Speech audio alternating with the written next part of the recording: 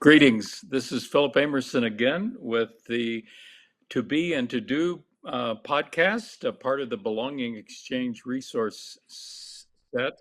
Um, we've been talking with Jonathan Massimi, who, well, every time I talk with Jonathan, the conversation could go on for, an afternoon or two or three, or maybe after a cold drink or four.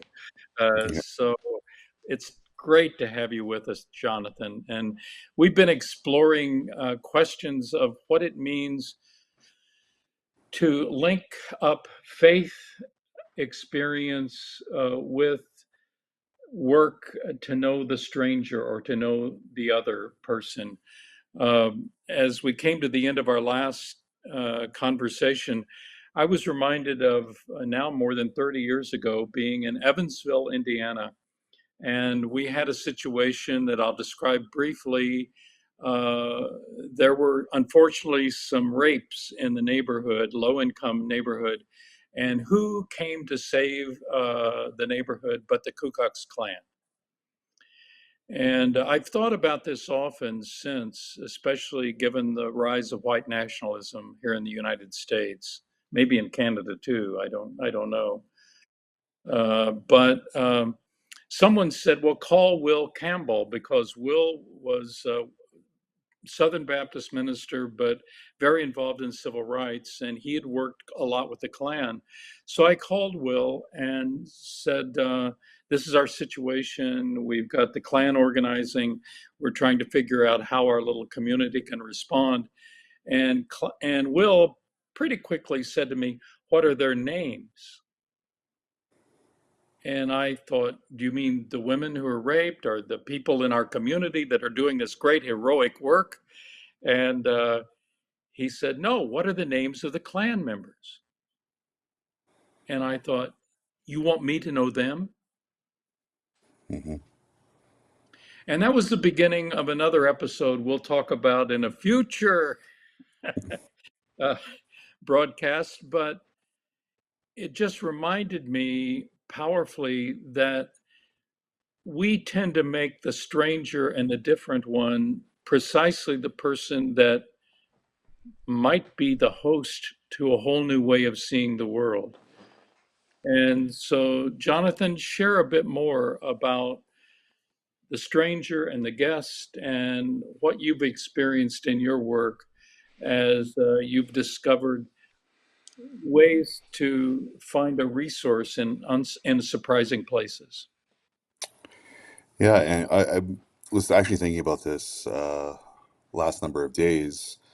So I'm a father of three, and one of the first lessons I found myself teaching my children was don't talk to strangers, right? Right. And that that teaching was reinforced when they went to junior kindergarten. And I'm Hmm. not sure if they have this in the States, but here in Canada, they talk a lot about stranger danger, and Oh, I haven't heard that. Yeah. they have a curriculum tied to it, and there's some like key principles within this curriculum. Like the first is if someone approaches you that you don't know, walk the other way, go to a trusted adult, don't take candy from strangers, all those wonderful tidbits. And something that struck me was from a very, very early age, we're actually instructed to fear the Yes. one, the one that's different, Yeah. and recognizing that within the stranger there can be an enemy or there can be a guest, there could be Wow. harm or there could be health. Hmm. And within the Christian tradition, it is the stranger who may be God, that reveals God's self to us, Yeah. reveals a new way of being and understanding.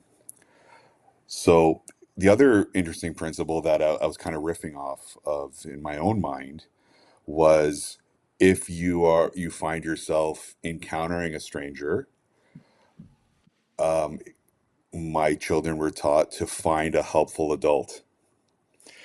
So, Uh, or a safe adult. And they would list those safe adults as teachers, police officers, caregivers, etc. mhm. And what I found interesting, even in the curriculum, the safety was found in institutional figures. And I am an institutional figure. And with that is tied the assumption that I'm safe. And when I enter into these spaces, I enter as a helpful individual. But by virtue of being part of the institutions, the church, being part of the municipality as a supervisor back in the day, Wow. I'm bringing in a narrative or a history where people may have been harmed by the church, may have been Yes. harmed by the institution. So my helpfulness does not, or my desire to help, or my mandate, or my funding stream does not count as an invitation Right. into people's lives. I Right. find those invitations come relationally. And when I go into communities, I hang out in somewhat of those neutral spaces, the coffee shops, the parks, with curiosity, asking questions. And Uh, slowly I find that those invitations come. Um, so, also, another image that came to mind for me, and I make the joke because with my Italian background, I say there's not a lot of Italian hockey players because all our grandfathers would take our hockey sticks to cut them up and use them for their tomato plants. Uh, so I grew up with gardens around me, right? And there was a certain way you entered the garden, right? So even my kids, if they're kicking around a soccer ball, my dad's like, "Whoa, whoa, whoa, I just planted that. I just did that." So there is this cautiousness of recognizing you're entering into a space. You don't want to disturb what is growing. You enter to tend, to help, to nourish, to come right. alongside. Um, and just using like ecological language, you also don't want to enter as an invasive species. And I think the invasiveness of it is when you enter into those spaces with a scarcity mindset and slowly begin with what are the problems here? And me, as the safe adult or the safe institutional figure, will come and help you. And there becomes this power imbalance that's present, dependencies. Ivan Illich and John McKnight would talk about the iatrogenic effect of social services. We enter into these spaces thinking that we're going to do something that brings about health, but there's side effects. And recognizing those side effects are very important. So I've learned to enter into spaces like a garden very gently and don't disturb the tomato plants. Wow. Wow. Yeah. So, in my community, and I'm afraid all across North America, we have a growing problem of people living rough, living on the streets. And my wife's in a wonderful group of women who have just read the book When We Walk by Adler and Burns. And part of that book is encouraging people to do the simple thing of greeting, of asking a name, Hmm. of sharing a brief story, and not pulling out your wallet first, Yeah. if at all. Hmm. Um, but it's the way one enters often. Um, well, uh, so this is Phil the provocateur. Hmm. Um, I have a great deal of trouble with the church that believes its role is to fix people and to provide the resources that no one has asked for. Hmm. Um, now, okay, that's overstated, but it. I don't know if in Canada you have this, but every fall we in many congregations we ask people to bring backpacks and school supplies, and we fix up backpacks for the kids that are going to start school, as if that solves it. And we haven't dealt with the question of who the children are, who the parents are, who the teachers are, what are the funding mechanisms that are causing children not to have the supplies they need at school to begin with. And it's that kind of assumption that we're the fixers, that we have the right solutions, that I find more than problematic. Uh, Mhm, Honestly, I would go as far as to say they're unchristian. mhm. Yeah, and I know here there are churches that engage in the same type of activities. Reality is there are people that need backpacks. Yeah, People do need school supplies, etc. yeah, yeah, Actually, I was having this discussion a number of years ago with John, and we were talking about not just the action, but how the action's framed. So you have your backpacks, you have your, I'm going to name a couple of different things churches do: family fun fairs, community barbecues, things like that. And the way we attract people is f- come and get a free backpack or come to a free meal. And we are putting um, our relationships with others in economic terms, yep, free without money, and the yep, only charge is your presence. And it becomes unidirectional. We do for you. There's no way of really receiving from the other. And that's what I was talking about before with the Eucharist. Is we bring our gifts, yes, but there's this reciprocity with God, and it encourages us to have a reciprocity with others. yeah. It reminds me of a story. There was this gentleman that he would always show up to my office when he needed money or needed boots or things like that. And, like every good minister, we have our off day and we go off of our Jesus script and we get pissed off, right? I'm going to change I his name. never did. I'm Never. going to, I'm going to change his name for the sake of the podcast. Uh, so he came in and I go, Tim, I only see you when you want coffee money. I go, I may be a priest. You may call me father. I go, but I'm not your sugar daddy. Good. I said to him.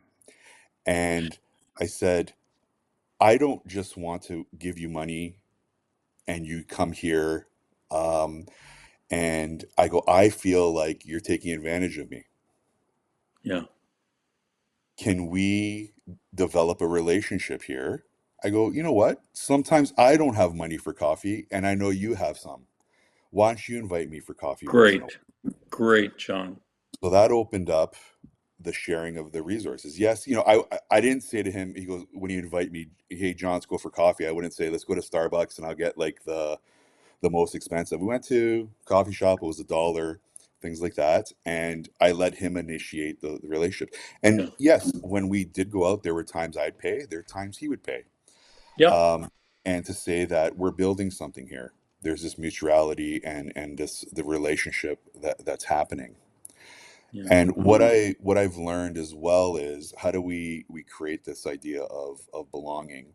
And so over the years, I would have weekly coffees with a friend of mine named Isaiah, and we came up with this belonging apgar, right? Oh, wow. So because even that language of sense of belonging, creating belonging, well, there's 5 ways we can tell belonging's happening. So the first is um, the person's name. The second is they know your name. The next is they have received your gift. Ah, Next is you've received their gift. ah, And then there's a social standing. You are recognized when you're there and you are missed when you're gone. oh, So it's not just a person's hanging out, they have a societal place there. Their presence, just being there, changes something. And when they're gone, they're missed. wow. And when I'm doing, like in the past, these family fun fairs and such, I never got to know people's names. They were a number, oh, you won the raffle or you did whatever. Um, they received my gift. I never received theirs. And if we did it the next year or the year after, I didn't even know who came and who was there and who wasn't. It was just a sea of faces. Wow. I'm like, am I truly building relationship here? Is there reciprocity? Are Yeah. we bringing people into a different narrative? Are we pointing to the Eucharistic table? Are we extending that table into our community? Um, and those are the questions that were going through my mind. So helpful, John. So we'll call this episode the Coffee and Backpacks episode.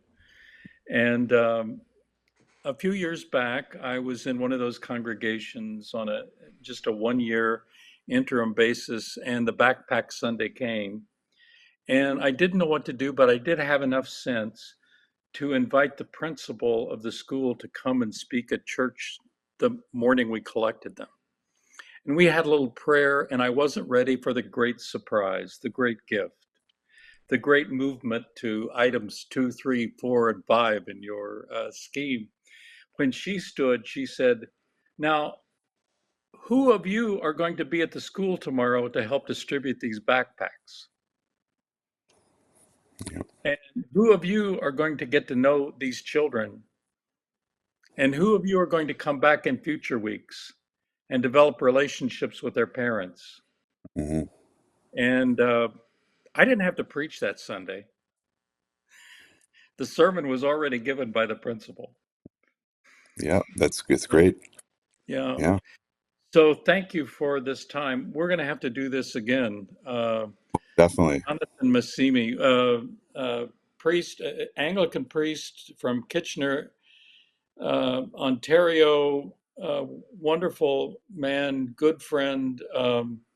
If you have some reason to want this kind of consult or resource or just conversation, we'll provide you with contact information that Jonathan is willing to share, and hope that you'll connect with him because he has much wisdom and much experience. Thank you, Jonathan, so much. And this is Philip Amerson with the To Be and To Do podcast saying goodbye and God bless.